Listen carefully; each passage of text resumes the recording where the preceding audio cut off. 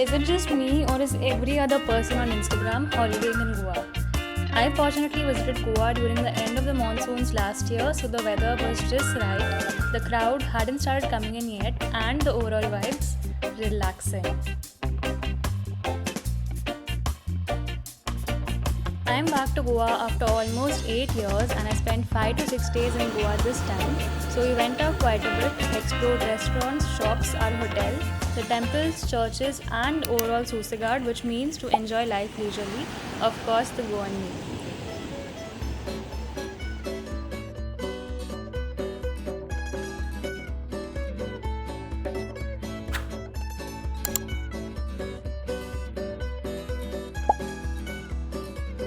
Towards the end of the video, I'll tell you about my 3 highlights of the trip from Bombay to Goa.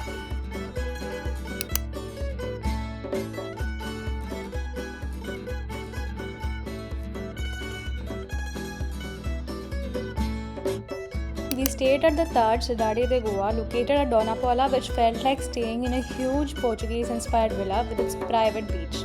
Clearly, I spent most of my sunrises and sunsets walking barefoot by the beach and it was just relaxing.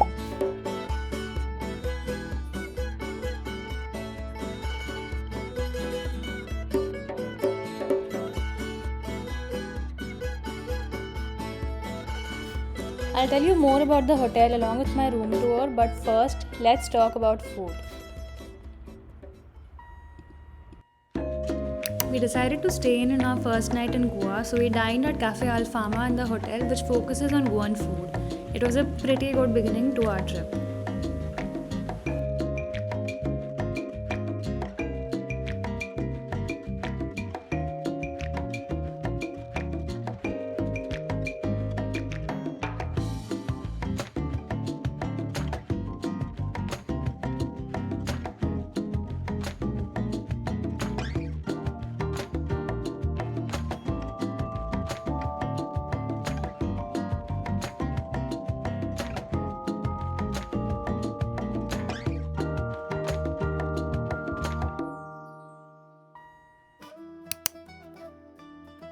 The next day we visited this temple at Ponda, which was around an hour and a half away from the hotel, but once we reached there, it was lovely.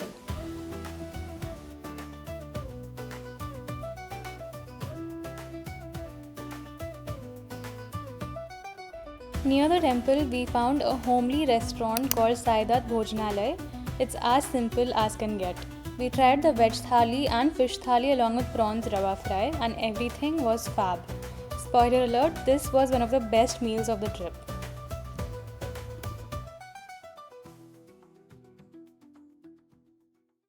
Another great restaurant was down the road with live music and lovely finger food.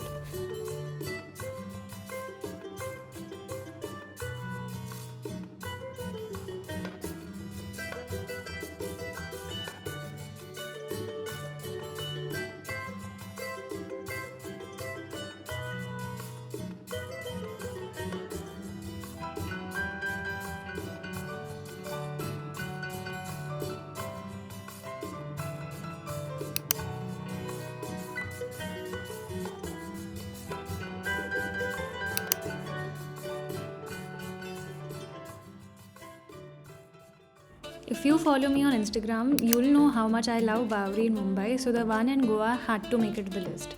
The ambience here is slightly different and more relaxed to match the Goa vibe, and this is definitely another place you must visit.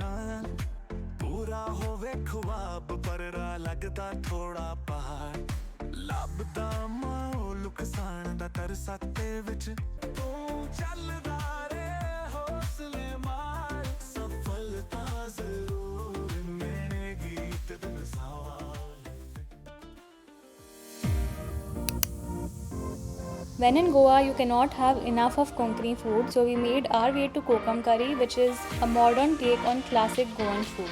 This is another great restaurant to check out when you're in Goa. Comment below if you'd like recommendations for what to order at any of the restaurants I've mentioned.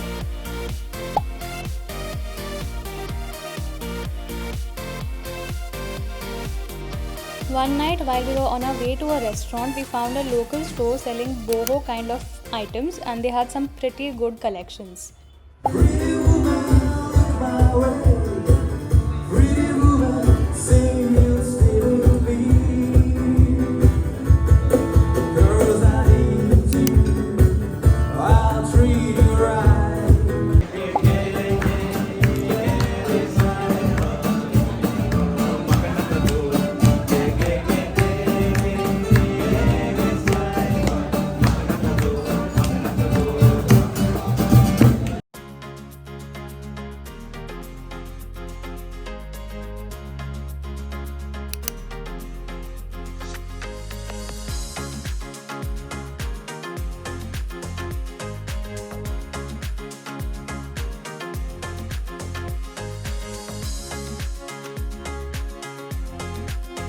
Coming to the 3 highlights of my trip, number 1 had to be the stay. This was my room during the trip, and if this wasn't enough, there was an attached terrace too. Who wouldn't love this?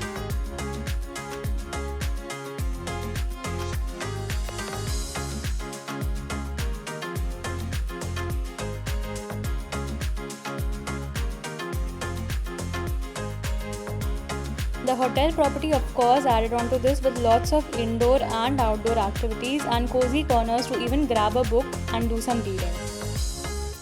The best part, they have another hotel attached next door called the Taj Horizon, and there's a complimentary shuttle which takes you to the hotel and back. You can use the services of this hotel too, which includes the infinity pool, and it was definitely one of the highlights of the trip.